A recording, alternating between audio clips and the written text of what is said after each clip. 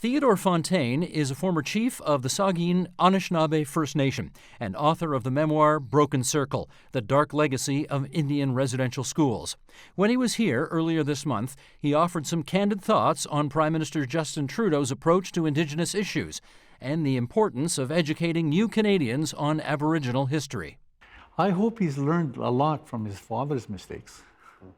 You know, one of the major attempts to get rid of Two of the major attempts to get rid of us were, first of all, it started off with the treaties. And then David, and then Mr. Scott from the Indian Affairs Department in the 20s, getting rid of the Indian child. And then 1969, Pierre Elliott devising a paper called the White Paper to do away once and for all of Indian people.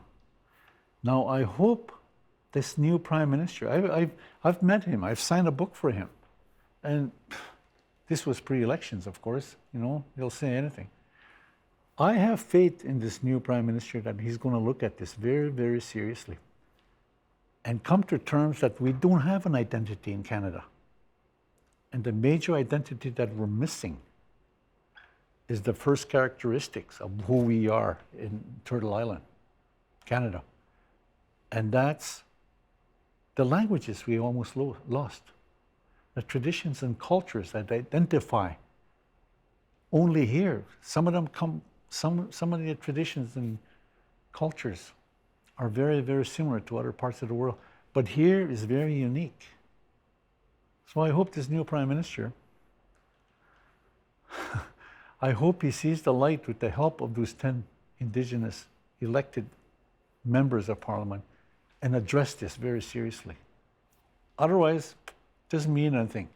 It doesn't mean anything that our people are now at the table of this governance structure.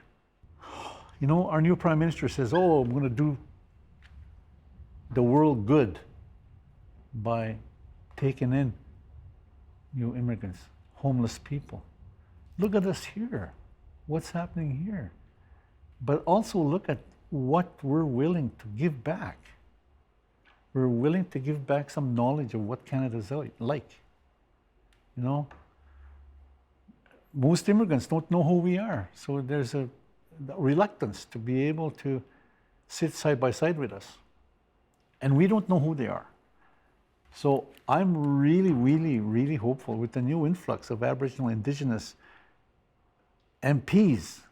I'm really hoping that they see the light and take this under consideration or take this as a goal within the next 4 years. Help TVO create a better world through the power of learning. Visit supporttvo.org and make a tax-deductible donation today.